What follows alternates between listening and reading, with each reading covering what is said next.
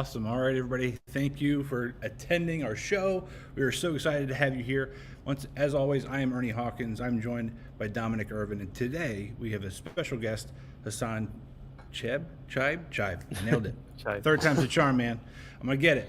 Thank you so much for joining us, Hasan. I really am interested in hearing your story, and I know our audience is too.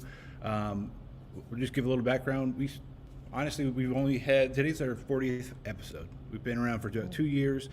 Dominic and I started Joystick Maverick with our buddy Mahaffey because for me, I used to game all the time and then I became an adult and lost a little touch with it, right? I think it kind of happens for most of us, but we wanted to get back into it. And Not me either. Well, for me at least. Well, I started playing like Call of Duty and I just kept getting like name called things I've never heard of, and I was like, man, I feel old. So this is kind of my foray getting back into it. And Dominic actually really kind of struck lightning with my brain a couple of weeks ago, with getting into the nitty gritty of a keyboard he just got. And he was like, dude, the keyboard and like mice, that's like an underground movement. It's like sneakerheads. Like people are all about their peripherals. A great example right there. So, and it happened to be relative to a coworker of mine. I was like, oh, so maybe that's really true. Maybe I'm just so out of touch that I just didn't even know this is a thing. But I've been following Venatos probably since the early days of the pandemic. So I wanted to reach out, and I did. And thank you for connecting with me. And now you're on our show. So please allow me in introducing our special guest today, Hasan. He is. You're a native of Hamilton, Ontario, and now you live in Cypress, Texas. Is that correct? Yeah, in Houston, Texas. Cypress. There you go. A little bit outside. Yeah. Gotcha. In Houston, Texas, you're the founder of Venatos, which is a new and exciting Canadian premium gaming peripheral brand with unique products that are not available in the market. Hasan, welcome to the show. Well, thank you. So feel free to give us an intro about yourself, a little bit of background. Just to kind of introduce yourself. Well, we started Venatos during the pandemic. We wanted to create a brand that really is unique and isn't available everywhere else.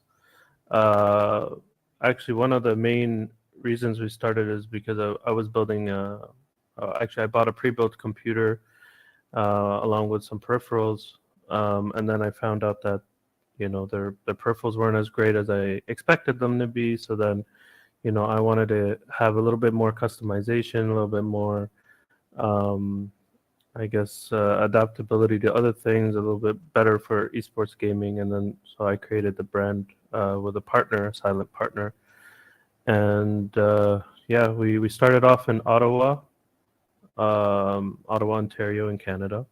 And now we're trying to expand, so we moved to Texas to try to do that. We have a few stores that have some of our products, like Gamers Heaven and a few other small shops in the area. And now we have an online presence on Amazon, US and Canada. We just built our shop there. And we're just working on trying to get into Best Buy and some of the other tech stores. So that's essentially the summary of it. Nice. Well, that's awesome. I really appreciate you giving us that introduction. First things first, happy belated birthday. February 1st is your birthday. You're Aquarius. That's awesome. Yeah.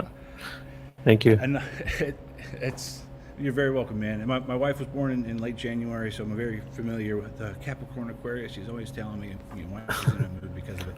But no, I appreciate you being on the show again, and that introduction is great because it kind of leads me into a little bit more. It's more towards Venatos. I'm more curious about the beginning of you. So, according to Owner.co, you again were a native of Hamilton, Ontario, but you started playing games with your dad, with Mario Brothers on NES.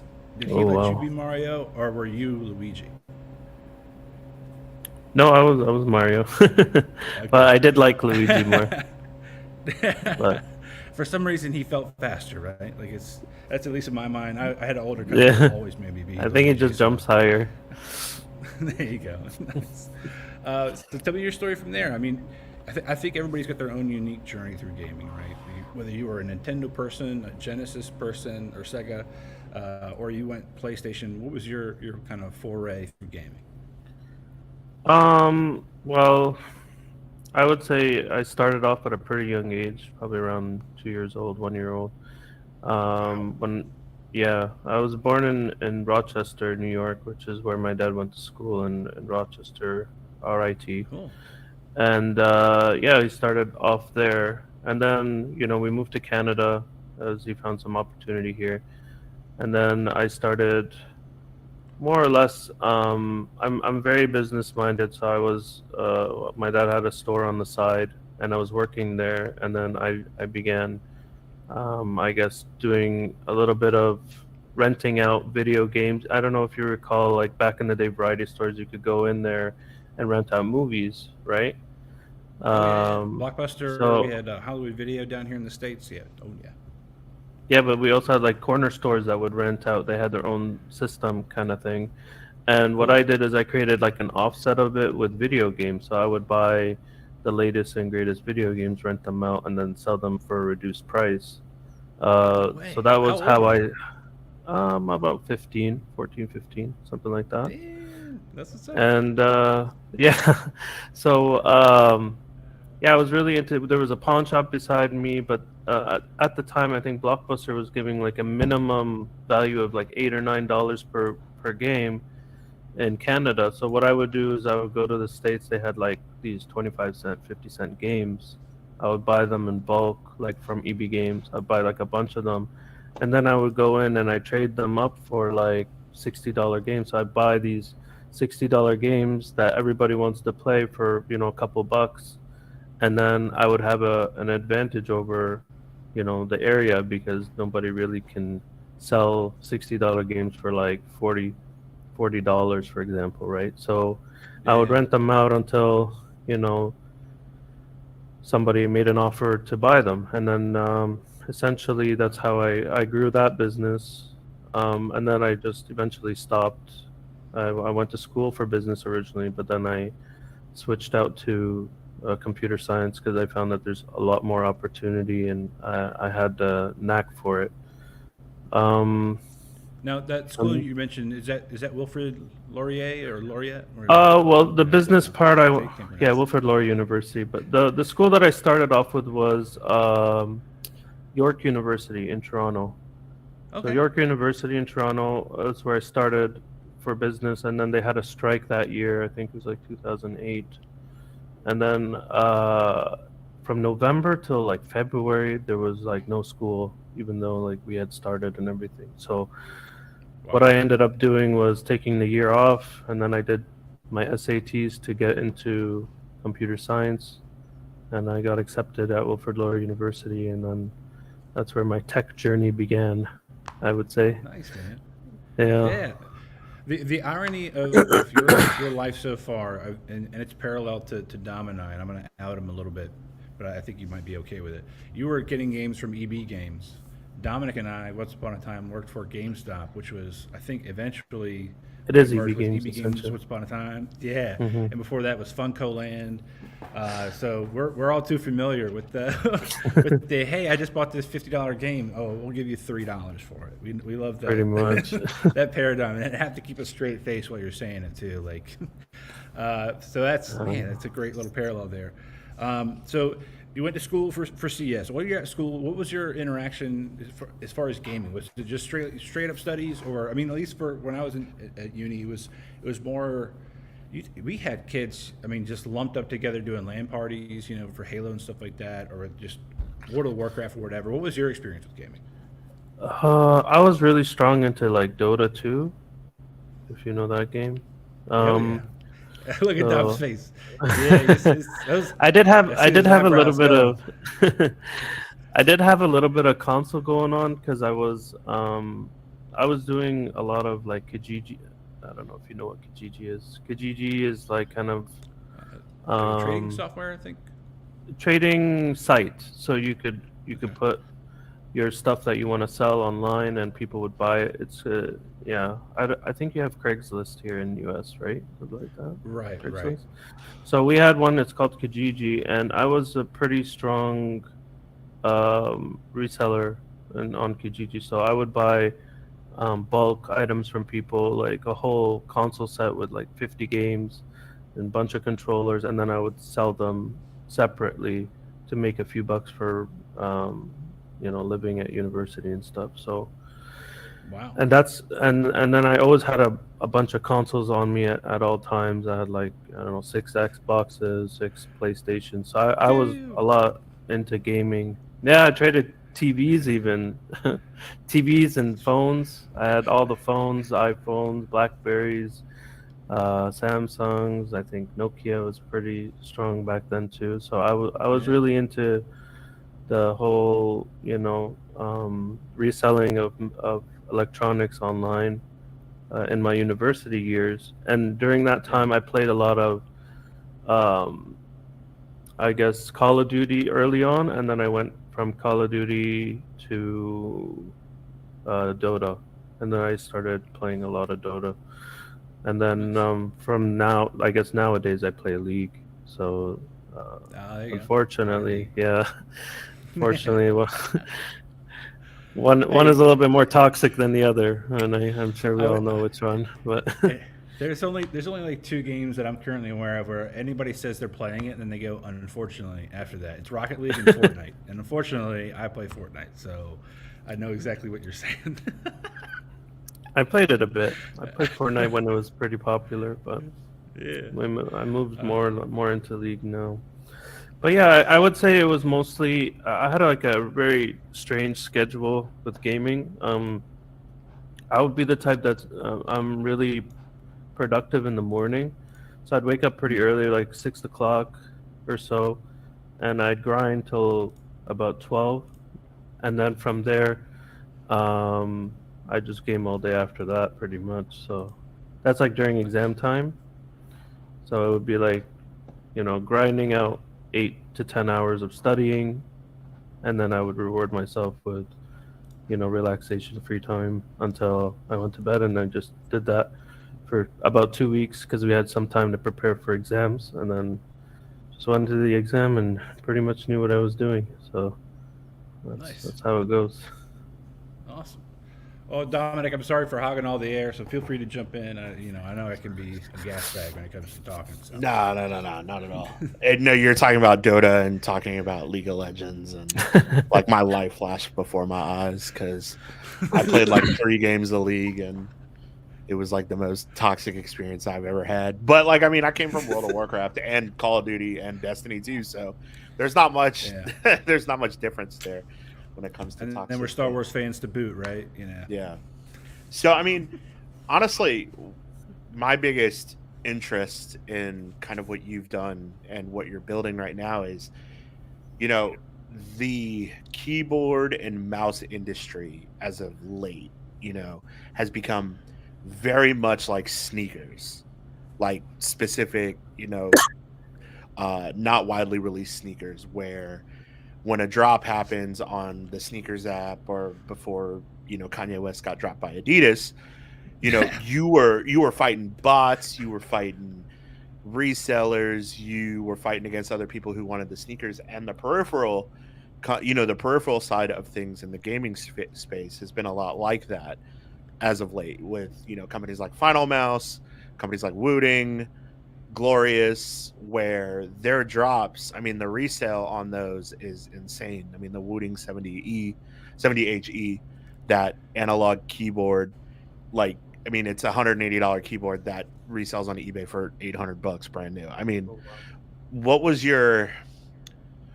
do you think of that? The booming part of that, and was that part of your motivation for kind of jumping into this? Was kind of seeing how that landscape is changing and how you kind of wanted to get your foot in really at the beginning of it when the pandemic happened? I didn't really think of it and see it in that manner. I more thought of it more in the sense of, personally, what do I want? What do I want to see in the community? So I do understand that some hype built up for some products, whether it's valid or not, for what you're getting. But for me, it's more like I want to give kind of the customers a voice to say, hey, we wanted XYZ. Like, for example, I personally, I hate 60% keyboards. I would never use myself. But everybody at the time of our release loves 60% keyboards. So I took the time to do some research and understand like what are the pros and cons, what are people looking for. I reached out to the community on TikTok. I asked them like, hey, what do you guys want? Do you guys want this? Do you guys want that? They wanted like hot swap ability. They wanted wireless. They wanted the ability to put their own cable. They wanted the ability to have a good starting like switch inside the keyboard. So yeah, we built it based on that. We released 4 designs for them to, you know, from, and they were all high quality like PBT caps. Like on our regular keyboards, we use just regular standard keycap, ABS keycaps. But for the Ven Mini, we took the time to give them like high quality PBT keycaps, yellow Gatoron switches, which are really popular and hard to get. And they're not very expensive, but they can be if they're not like at the time because it wasn't available because everybody wanted it. And then we even have software and everything. So we tried our best to what people are suggesting, and if there's enough behind it, then we would try to plan around using something. And that's kind of how we operated from the start. We started off first with like, yeah. I was just going to ask, because I'm a layperson. Again, I started this because I don't know shit, right? When you said 60% keyboard, you're saying just this side here with my little pinky wiggling, right? That's 60%. Yeah, that's what I'm asking. And if That's you'll 60. notice, I am covering this logo because there's no free ads, okay? Take that, you, you huge conglomerates. We support local. But no, that's awesome, man. Thank you for sharing that. It's like 60%. Something going like, we don't like the top row of keys? They don't No, makes F more sense. keys, they don't like arrow keys, they don't like numpad, nothing. So it's hard for me because I work and game, so I need all, and I use numpad a lot for the numbers. And, I just like having a little bit of, substance to what I have. And I feel like that's like almost getting like a Prius rather than getting like, like a big truck, for example. So Right. I don't care for it, but I feel like there's a lot of people who do. So it made sense to invest time, effort, and quality into giving them something that they would appreciate. So that's kind of how we do our business, and that was the purpose behind us releasing our brand is to give customers a voice, because that's what I felt when I wanted to go into the space. I felt like, the core companies are just essentially trying to make money off of us. Like hot swappability is out there, it's been out there, but what do? They solder in the switches so that if one key breaks, you have to buy a new keyboard. It's a business tactic, right? So Yeah. wouldn't you want it so that if one key broke, you would be able to, hey, I'll order some switches, I'll pop it out, new one in, For sure. done. There you go. But that's why there are companies that make a lot of money, and there are companies that, they need a little bit more time to grow. So I think it's funny that you talked about the difference, like 60% keyboards, because like I'm recently a convert to 60%, but only for like first person shooters, and that's it. Like I have my TKL that I have for work and my normal use, and even when I'm playing an MMO, but like specifically for playing first person shooters. And the only game that I play mouse and keyboard on for first person shooters is Destiny. I really like how small this is, because I can kind of like turn it to the side, and it makes things a little bit comfortable. But I'm completely with you. Like I was a full size for a long time, like 10 key and everything, especially when I was programming, because if I had to type a bunch of numbers or anything, like trying to do that on the top row sucks. But Oh yeah. no, that's I thought that was funny, because I was looking at your website a couple of days ago, and I was like, yeah, they really like highlight not 60%, which is a lot of what other companies are just highlighting right now, is that. Yeah. But so how many keyboards have you built? That's my question. How many have you built? What's From your favorite scratch Switch? or just in general? Just to have like your personal what's your personal collection look like these days? I honestly Just- one. I'm a very functional type of guy. I only use my keyboard because if I don't believe in my product, I won't use it. So I just use nice. that. I customize the switches in it. It fits my needs. So like I have the full size keyboard, but clicky switches in it, so that because I like clicky switches and I have my own space. Yeah. But if I was in the office, obviously I would use the silent switches, which is what it comes with. So we do a little bit of research to see like who would be the preferred customer for these types of products. It's probably people who have a job, like me. So we would pretty much want something a little silent if we ever had to go into the office.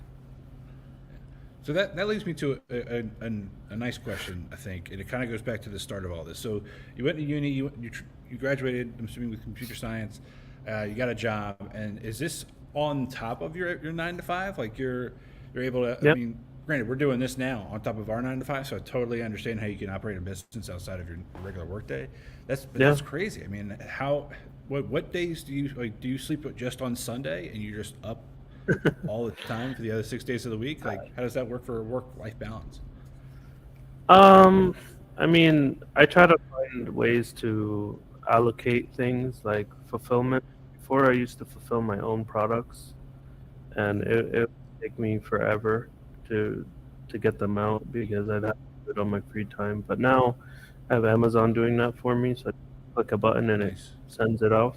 So cool. those are the things, and the only thing that really consumes time really is social media because we do our own social media. So we have no marketing. All the marketing is coming from our social media. So we just Gotcha. do our own thing, push out our own content. So that's kind of how, uh, with regards to the time it takes. But I would say, you know, I sleep probably 6 hours a day, 7 hours a day. Not There too you bad. go. All right, I knew you weren't. I knew you weren't human. I mean, I think they call it it's the same. I'm gonna nerd out. This is the same sleep style that supposedly Batman uses. It's called the Ubermensch sleep cycle. They sleep only little bits of a time, that kind of thing. But no, I respect it, and that actually kind of dovetails a little bit back into the article I was able to find about your words that your wife was part of the inspiration for you getting in and starting Venatos. Like what did that conversation go like? Where was it either like, hey, I want to, because I think it was real estate that you were looking about getting into. You can get your license. How did that conversation come about? You're like, God, I hate selling houses, but I love gaming. Like, how did that sparring match or conversation go? Well, with regards to real estate, I hadn't been licensed at that time yet. I just got licensed when I came to the States. And with regards to real estate, is more like I like buying and renting and building a little bit of assets. So that's just like on something I do on the side. But me and her, we were kind of just having a conversation. Like, hey, I want to start my own business. I was very inspired by the things I've done in the past. I'm very business oriented, and she's along the same lines, and if not more structural than me. And I'm more a little chaotic. I don't really keep track of stuff. And she's like more along the lines of, hey, let's get everything official. Let's everything. We even registered our business. We incorporated it in Canada. We even we took out patent against our name and our branding. So Nice. that's something that I personally would have probably not done, but thanks to her and the way she, that kind of led to that. And it was more of like, I want to do something. What should I do? How to do? And we sat down and came up with the name Venatos, like both of us together, and we kind of planned everything out. So that's essentially what was meant by that. I love that. I think any successful relationship probably has the dreamer and then the realist, right? And that makes the yin and the yang of any good relationship. I unfortunately much. am the dreamer. Like nothing but possibilities in front of me. My wife loves to just kind of go shh and smother me with realist, and what really can work and what can't work. So I appreciate her in that. So the name Venatos, and I'm curious around like the stag that is on your logo. Like where did that come from? And I think even in that same article you mentioned having a previous name that might not have worked in the marketplace. What did that conversation look like?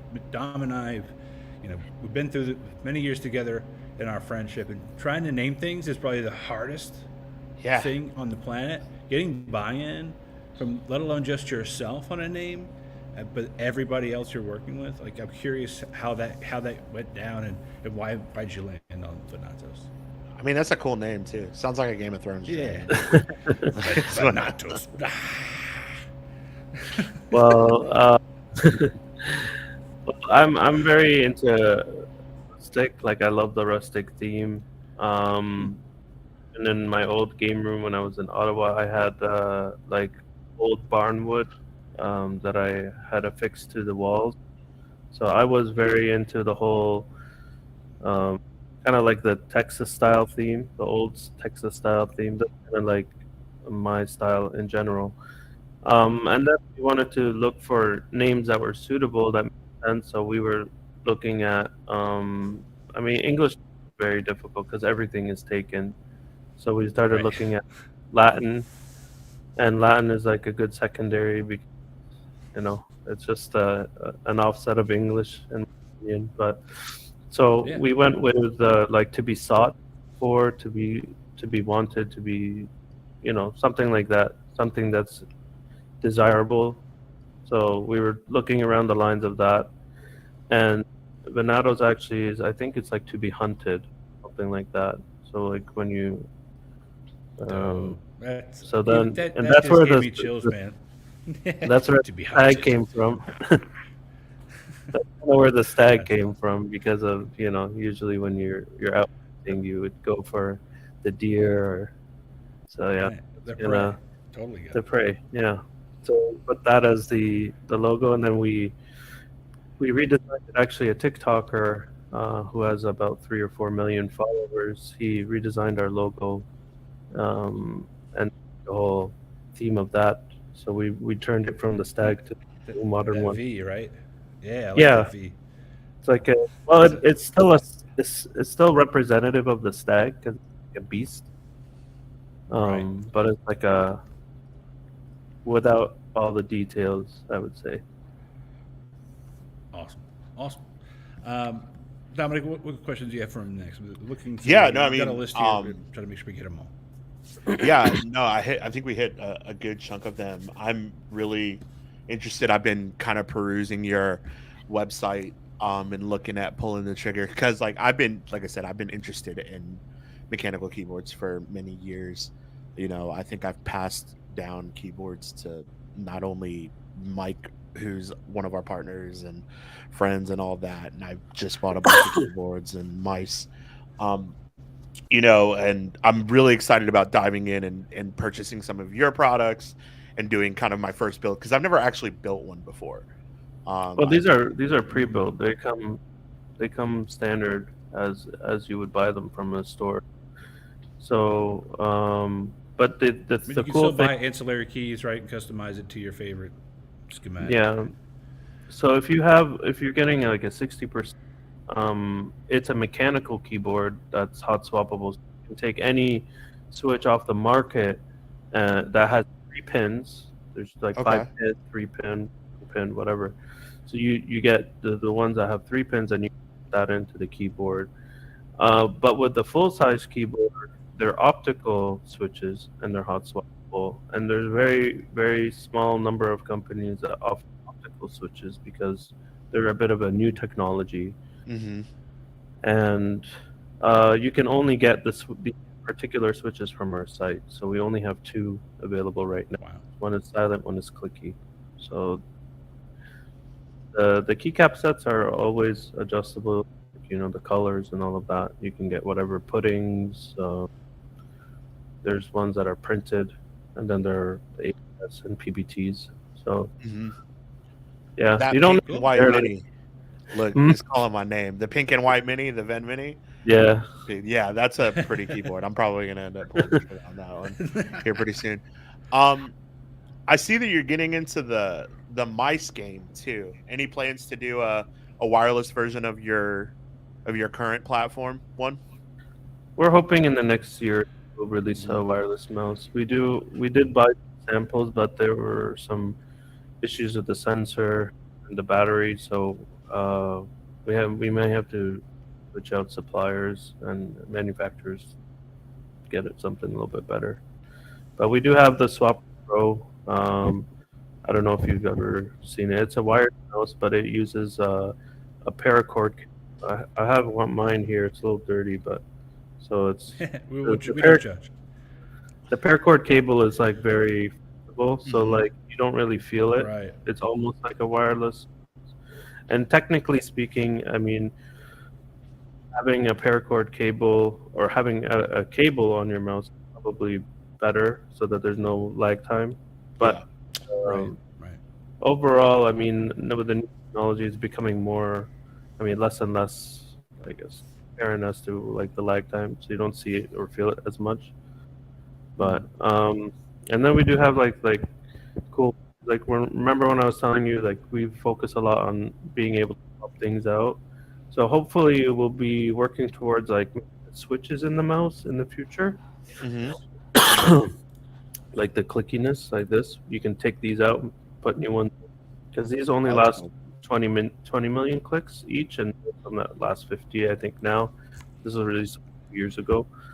And then we have like the ability to pop this guy out, this, and then switch it with the solid cover, and same with the so like on here you can switch these out on both sides. So we may try to keep it the same type of concept Mhm. for the wireless one if and when that does. But I'm trying to see if we can get also the switches themselves to be swapped out so that there's a bit more customization.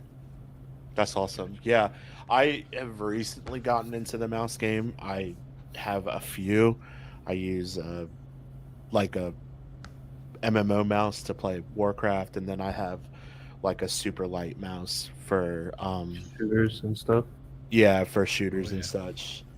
And I mean, honestly, like I had most recently switched off of controller. Like I was playing controller on PC for a really long time, and then my buddy that I play with pretty regularly was like, just give mouse and keyboard a try.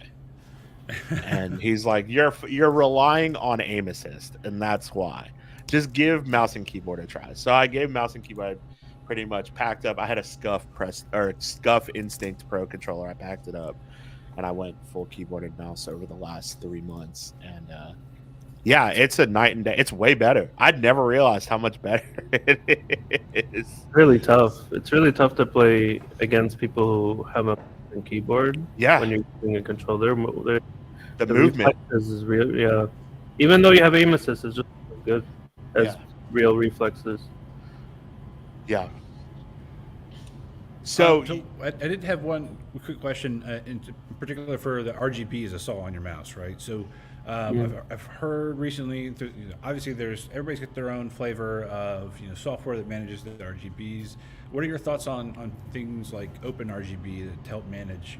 If you just so happen to have a different product that also has RGB LEDs and syncing them up, do you, when you're setting up your products, is that something in mind, or what are your thoughts? I think I need to do a little bit more research into Open RGB because during the time of releasing these products, I wasn't too familiar with it, and then I've become a little bit accustomed to like what it is. But in order to like apply it to our products, I think I need to do a little bit more research and see how compatible our products are with it and what it takes to get it all set up. So once we get that sorted out, then we may, if it's something that helps the consumer, it's probably a shot. Nice.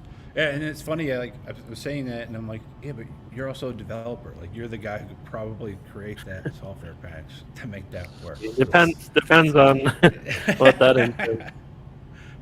You're the source, man. That's awesome. Yeah. And then my last question, and feel free to Dom to ask as many as you want. But my one big question I wanted to know is, how is it going with, obviously as you're expanding your product line, you're getting more sales, more people are getting more items from you. How is customer service going, and how are you managing that when it comes to not just returns or whatever, but at scale, the volume of people asking potentially questions or giving feedback? Well, our return rate is actually quite. We usually ask for a video. Like, for example, if someone has an issue, we ask for of what the issue is, and we try to resolve it. We communicate with our manufacturer to go back and forth to see, hey, what's the issue? How can we resolve it? And usually, we get an answer. It's probably something that like FN plus X or Y or whatever, and that fixes the problem. And they just maybe they pressed it by accident and couldn't figure out how to undo it. So that's usually what ends up being an issue. With regards to the product itself being returned due to faultiness, it's like I get one maybe once every 6 months, so it's not really Nice. much issue, I would say. Yeah. With regards to returns and stuff, usually if they have a problem and it's really something that is a manufacturer issue, we just replace it on the spot. Say, hey, it's within 1 year warranty, let's just replace the product. That's it. And usually the questions we get are mostly related to how they can work with us, right? And we try to work with everybody, but there's such a long list of small creators that really want to build their brand, and it's tough to be able to take time to work with every single person, but we try our best. As if at least they're along the line, hey, I'm building a tech review channel, we try to give them a shot, just give them a product to say, hey, give me your thoughts on whatever it is. I don't want them to say anything. Why? I want them to give me their honest opinion, because that in turn helps us fix whatever the issue is, right? So we rely on like honest views. We don't really like to do the whole paid ad, because we don't want people to put words in people's mouths if they don't agree with.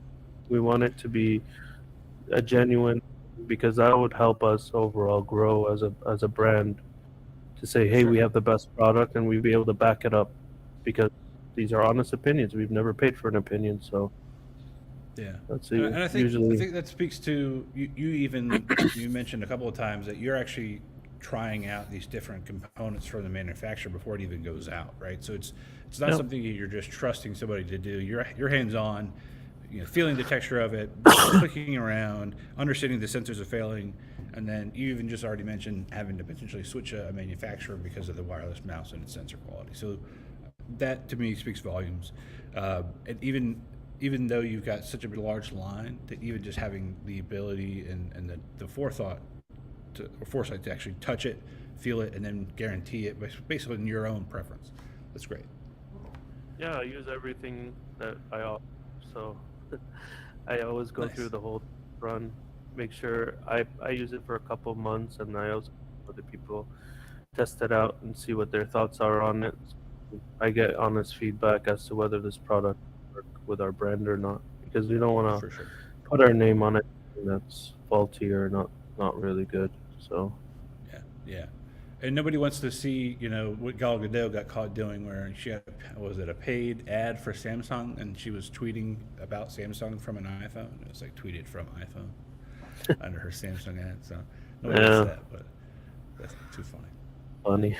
Dom, what other questions do you have for Hasan? No, I think that pretty much covers it. I'm excited about your product. I love the scheme, the logo, the coloring, all of that kind of speaks to me. That neo-pop wave that you have in there with the pastel colors and the neon colors, that's like right up my alley. Like, I love that shit so much. I think that this market really is just kind of at the beginning and it's booming at this point. What I get my last question is like, where do you see yourself in the esports world? You know, do you see you looking at sponsoring teams in the future with your products? Do you see expanding past keyboard and mice to audio equipment like headphones and microphones? What's the end state look like for you? What does, if at the end of the day you know that you've been 100% successful, what does that look like? Well, we really wanted to go for like the full desktop build. So we were thinking, hey, we'll start with peripherals, we'll move into monitor, I move into chairs, headsets, obviously, and then eventually go into the desktop itself and build the case, build components. So that's kind of what we were, the path that we were trying to achieve, right? Is to be a full brand where you could have everything Venatos, the mouse all the way down to the desktop. So that would be on my personal on where I would see myself as successful. That's where we would be at once we hit those milestones. That's awesome. Yeah, I mean, Yeah. I built my first desktop during the pandemic, which was the worst time to build a desktop, because I think I spent like $1,700 on a 2080 Ti, which Wow. was wild. Like, I mean, the 3000 series are out, and I'm spending $1,700. Like, I built, I built a desktop, and I've recently upgraded it. I put a new video card in it. I put new RAM in it. Even though the 2080 Ti was great, I wanted a 3000 series because I knew it was 2.1, because I run everything through an OLED TV. But those boutique companies that do pre-builds and build outs, I mean, those are becoming more and more popular. And you take great care in your product. The quality kind of speaks for itself. It looks nice. It looks like you've put a lot of thought into it, and I could see that possibly translating into case and fans and a full build out that you have that would set you apart from the other competitors, because you kind of get a mixed bag when it comes to the pre-built market. Like, you either get like some shitters, like the company that kind of went defunct after. Call some people out, Dom. No, I can't remember the name of the company. There was a build company that like went out of business and like had to file Chapter 11. Like, it was bad. Like, I remember it was on Twitter. But then you get some really good companies that have really kind of taken that step up. So it's exciting to hear that's your end goal, because a lot of companies would just be happy with, hey, we're making some keyboards and we're making some mice, and it's doing really well. But you kind of want that whole experience of walking in and sitting at your desk, that everything is by Venatos and has your logo everywhere and your coloring everywhere. So that's really cool. Oh, thank you. Awesome. Well, we definitely can't wait to get our hands on your gear. I know, Dom's already mentioned it. I just love the sound and feeling of like a buttery keyboard, and it sounds like that's exactly what you produce. So I really appreciate your time. Do you have any questions for us while we wrap up? I guess what kind of are you guys looking to other tech channels or tech brands? Right now we're just trying to get our foot back in. For me personally, my vision is trying to get back and talk to everybody in the market. Right? This interview is more about trying to get to know you, get to know the Venatos brand, and that's however we do that, whether it's through talking to streamers or manufacturers like yourself. It's just trying to give everybody even kick and try to really refresh my mind on what's going on in gaming, TV, comic books, and movies. So we're all across the board. If it's got a fandom, we usually find it. So That's great. And just one last thing, like, how did you guys find me? Is it just through TikTok, YouTube? it was Instagram. Our Instagram channel. We started our channel 3 years ago, almost probably around the same couple months after you started Venatos, and you popped up, and I just loved what the products you were doing. and I could see the like the cadence that you guys were putting out content. It wasn't like here's a post and 3 weeks later here's another post, much like our site and our Instagram. That's my fault. I'm head of marketing, so I'll kind of definitely fall short on that. But no, you guys had a great cadence. I could see that it was a fresh brand. It wasn't fake. It was definitely something that was having enough content come out because there was something going on there, right? You could see through your post the authenticity. It wasn't just, hey, here's a bunch of money that we got and we're just spending it on marketing. Like, no, this is definitely a boutique shop that's looking to grow, and I love that beginning part of the process. So that's where I started with you guys back in 2020. So, but here we are, a little bit later, a little bit more mature. So I felt the courage to reach out. So I'm glad you responded. Awesome. Thank you. Very well. Cool. Yeah, thank you for joining us. Yeah. How's the last thing, real quick? How's the weather out there? I mean, I know Texas got destroyed by the ice. Did you kind of miss it? That's yeah, awesome. yeah. I know that. We're good up here. We got so much humidity. We probably avoided it from that. It's good. Oh, nice. What are you? You guys are in the States, right? No, Yeah, so- I'm in Maryland. Okay, I'm so Virginia, probably so we're right there. 40s. Okay. Oh wow. All right. 40s, Yeah, for Texas, 50s. I guess it's pretty cold. Yeah. Yeah. It's cold, but for in Canada, that's like nothing. It was 13 Oh, this yeah. morning when I woke up. So it's cold as hell when I woke up. 13. Yeah, exactly. 13's like ooh for you guys. Like, Yeah, oh, no, that's what. happy. Yeah, I woke up this morning and the dog wanted to go out, and I was like, "Oh no, it is way too cold." Over there, it's like what minus 30, minus 40. What? There was like I saw a video yesterday of a mountain in New Hampshire where the wind chill was minus 100, which is wild. That's like the ice age. No thanks. I'll pass. Yeah. I'm a hairy dude, man, but there's not enough hair on my body for that. No, I'll there's pass. not enough hair I'll on pass. anybody's body for minus 100. What do you mean, woolly mammoths? Chewbacca, maybe. But awesome. Thank you, Hasan. Dominic, I love you as always, man. We'll see you guys next time. If you guys have any questions or you want to follow up on Hasan, he's at Venatos.com. You can check him out on Instagram, TikTok, Facebook, Twitter. I mean, you're all over the place, right? And if you even at Discord, dude, you have a Discord. yeah. Awesome. Well, thank you again. Talk No to you guys problem. later. Take care. Bye, guys.